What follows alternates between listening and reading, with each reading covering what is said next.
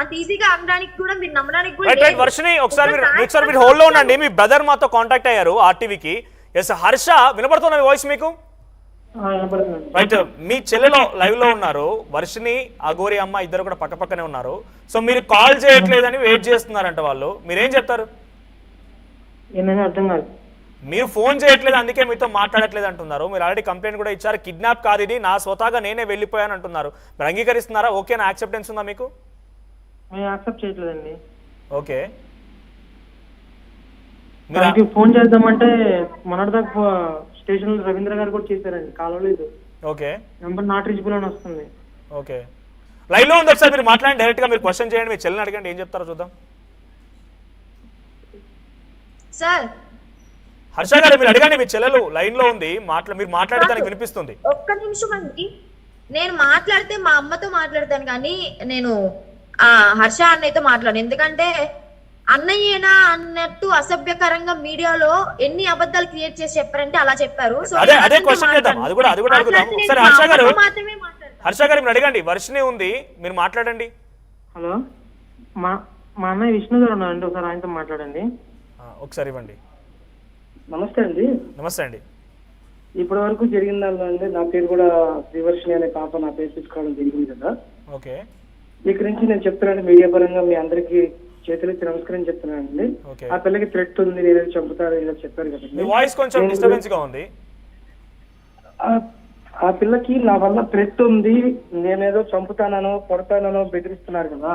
Okay, కొట్టడాలు already జరిగినాయండి, కొట్టడాలు already జరిగినాయి నా వైపు నుంచి.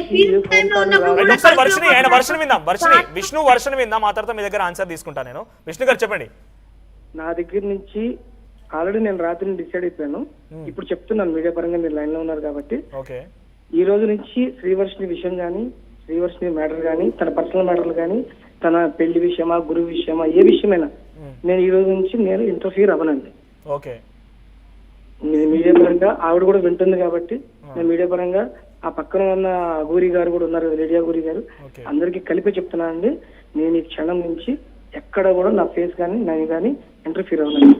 ఇప్పుడు వర్షం వాళ్ళ అమ్మ ఉన్నారా మీతో పాటు? తనకు కాల్ ఇస్తారా? లేరండి, వాళ్ళ ఇంట్లో ఉన్నారు. తను ఏదో ఫోన్ మర్చిపోతే నా దగ్గరికి వచ్చాడు ఇప్పుడే. ఓకే, హర్ష మాట్లాడతారా? వర్షితో ఎవరైనా మాట్లాడతారా? మీరు ఎవరు కాల్ చేయట్లేదు అని చెప్పి అంటుంది ఆవిడ. లేదండి, ఇంకా నేను కాల్ చేయడం కూడా నాకు ఇంట్రెస్ట్ లేదండి. ఎందుకంటే వాళ్ళకి ఏదైనా జరిగితే మళ్ళీ మా మీదకి వస్తుందనే కాన్సెప్ట్ పెట్టిన తర్వాత నిన్న వరకు నేను ఫైర్ అయ్యానండి, తీసుకొద్దామని ఆలోచన ఉంది. కానీ ఆ పిల్ల తనంతా తానుగా నాకు 23 ఏళ్ళు వచ్చినాయి అనే కాన్సెప్ట్ కరెక్ట్ గా చెప్తుంది కదా. ఇక నాకు కూడా ఎందుకనో నాకు కరెక్ట్ గా అనిపించలేదు. ఒక వే తప్పిపోయి ముందుకెళ్తున్నారు కాబట్టి అది వాళ్ళంతా వాళ్ళే తెలుసుకోవాలి. కానీ మనం ఎంత ఫోర్స్ చేసినా ఒక మేజర్ అయిన తర్వాత ఇది కరెక్ట్ కాదని అనిపించింది నాకు. ఇక అమ్మాయి అంతటా ఆ అమ్మాయి ఎప్పటికి రియలైజ్ అవుతుందో అప్పుడే తెలుసుకొనివ్వండి.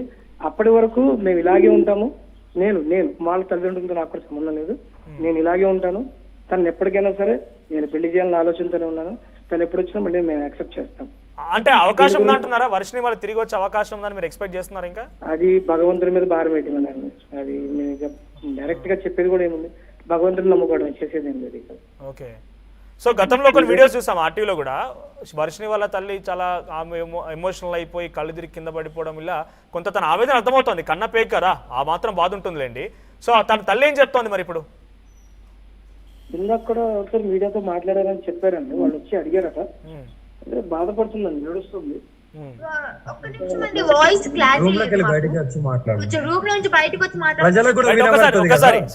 అది నడుస్తోంది. విష్ణు మీరు చెప్పండి. హర్ష అయిపోయింది కదండి, నేను హర్షకి ఇస్తున్నాను, మీరు హర్షతో మాట్లాడండి. రైట్, వర్షిని హర్ష మీ ఓన్ బ్రదరా? అవునండి. రైట్, హర్ష గారు ఇప్పుడు ఏంటి మీ పేరెంట్స్ పరిస్థితి? ఇప్పటి వరకు ఓన్ బ్రదరే, కానీ మీడియాలో ఎప్పుడైతే అసభ్యకరంగా అబద్ధాలు చెప్తూ మాట్లాడాడో అప్పటి నుంచి నాకు సరే, మీరు ఎమోషనల్ గా ఇప్పుడు ఆగ్రహంతో మాట్లాడితే మాట్లాడవచ్చు, కానీ ఓన్ బ్రదర్ అయితే అది మాత్రం తీసేయలేం కదా మనము. సో హర్ష గారు, సో ఇప్పుడు మీ పేరెంట్స్ ఎలా ఉన్నారు? వర్షిని మళ్ళీ తిరిగి రావాలని కోరుకోవడం కానీ, వర్షిని తిరిగి వస్తున్న ఆలోచనలో ఇంకా ఉన్నారా? తను మాత్రం చాలా కరాఖండిగా చెప్తున్నారు, నాకు అసలు అన్నే కాదు హర్ష అంటున్నారు. మీరు అసలు అన్న కాదంట తనకి, అంత అసభ్యకరంగా మాట్లాడాడు కాబట్టి. ఒక్కసారి వర్షిని తన వర్షం విందాం మనం. హర్ష గారు చెప్పండి. చెప్పండి. రైట్, సో మీరు అసలు అన్నే కాదు తనని అసభ్యకరంగా మాట్లాడారంటే ఏదో చెప్తోంది, తన ఆగ్రహమా తన కోపమా? అసభ్యంగా మాట్లాడింది, నేను జరిగిన నిజాలు చెప్పాను. ప్రతి ఒక్కటి చెప్పిన మాట ప్రతి ఒక్కటి నిజాలేనండి. నేనేం అబద్ధం ఆడలేదండి. ఓకే ఓకే ఒక్క నిమిషం అండి. అక్కడ వాళ్ళు చెప్పండి కరాఖండిగా చెప్తున్నారు కదా నిజాలు అని. ఓకే. సో అదే నిజాలు కాణిపాక వినాయక టెంపుల్ దగ్గరికి వచ్చి ఒట్టమని చెప్పండి. వాళ్ళు అడిగిన క్వశ్చన్స్ కి మేము ఒట్టేసి చెప్తాము, మేము అడిగిన క్వశ్చన్స్ కి వాళ్ళు ఒట్టేసి చెప్పండి. రైట్ ఒకసారి హర్ష గారు మీ చెల్లేదో అడుగుతోంది సమాధానం చెప్పండి. చూద్దాం నేను ఎక్కడికి రమ్మని చెప్పమన్నాను. ఇప్పుడు మేము రావడానికి ఇప్పుడు సిద్ధం హైదరాబాద్ లో ఉన్నాము. రేపు పొద్దున్నే మనం అందరం కలిసి ఇదే ఆర్టీవీ వస్తారు. పోలీసు వాళ్ళని కూడా తీసుకెళ్లి కాణిపాకం వినాయక స్వామి గుడి కలిసి నీ దగ్గర కాణిపాకం కాదు, ముందు మా చెల్లిని తీసుకుని రైట్ ఒకసారి హర్ష మన వాయిస్ క్లమ్జీ అవుతుంది. అగురియమ్మ వాయిస్ క్లమ్జీ అవుతుంది. వర్షిని అమ్మ గురించి మీరు ఏమైతే చెప్పారో ఇలా పూజలు చేశారు. రైట్ వర్షిని ఒక్క నిమిషం వాయిస్ క్లమ్జీ అవుతుంది. హర్ష మాట్లాడినివ్వండి వాయిస్ క్లమ్జీగా ఉంది. హర్ష మాట్లాడండి. ముందు వాళ్ళని మా చెల్లిని తీసుకుని పోలీస్ స్టేషన్కి రమ్మని చెప్పారు, మంగళగిరి రమ్మనండి. తను మానసికంగా వేరే వాళ్ళ ప్రలోభంలో ఉందని చెప్పి మేము నమ్ముతున్నాము. ఇక్కడికి వస్తే మేము ఒకసారి పోలీసుల సమక్షంలో చెక్ చేయించుకుంటాం కదా. చూపిస్తానండి, ఓకే దానికి కూడా మేము సిద్ధంగా ఉన్నాం. రైట్ హైదరాబాద్ లో పెద్ద అపోలోలో నేనే చూపిస్తున్నాను. నేను మన ఆర్టీవీకే నేను ఇస్తాను. రైట్ ఒకసారి మీరు లైవ్ లో ఉన్నారు కాబట్టి వాయిస్ క్లారిటీగా ఉంది. ఒకసారి హర్ష గారు వర్షన్ తీసుకున్న తర్వాత మీ నుంచి నేను సమాధానం తీసుకుంటాను. హర్ష గారు మీ పేరెంట్స్ ఏం చెప్తున్నారు? ఇప్పుడు మీ తల్లిదండ్రుల పరిస్థితి ఏంటి? వాళ్ళు ఏం చేస్తున్నారు, వాళ్ళు బాధపడుతున్నారు. ఆ పిల్లల్ని ఎలాగో తీసుకురావాలని చెప్పి వాళ్ళు చూస్తున్నారు. ఓకే తనంతట తానే స్వయంగా వెళ్ళిందనేది తను వర్షిని చెప్తోంది. నన్ను ఎవరు ప్రోద్బలం చేయలేదు, నన్ను అసలు అఘోరి మాత రమ్మని చెప్పలేదు, నేనే వెళ్ళాను స్వయంగా అంటోంది వర్షిని. అదే ఎక్కడికొచ్చి మంగళగిరి వచ్చి పోలీసు నిరూపించుకోవాలమండి. వాళ్ళు ఏమంటారంటే పోలీస్ స్టేషన్ మంగళగిరి వెళ్ళకపోయినా కూడా దగ్గరలోని పోలీస్ స్టేషన్ అన్ని సందర్శించాను, అన్నింటి దగ్గరికి వెళ్ళాను, కానీ ఎవరేం చెప్పారు పట్టించుకోవడం లేదు అంటున్నారు వాళ్ళు. ఆ పిల్ల ఎక్కడి నుంచి మిస్ అయిందండి? ఇక్కడ నుంచే కదండి. ఏ పోలీస్ స్టేషన్ పరిధిలోకి వస్తుందండి? మంగళగిరి పోలీస్ స్టేషన్ పరిధిలోకనే వచ్చేది. ఏడకి రమ్మనండి ముందు, ఏడకొచ్చి గుంటూరు మానక హాస్పిటల్ లో చెక్ చేయించుకోవాలండి. రైట్ హర్ష, ఇక్కడ ఇంకొక వీడియో కూడా వైరల్ అయింది. దాని గురించి నేను అఘోరి అమ్మ దగ్గర నుంచి క్లారిటీ తీసుకున్నాను.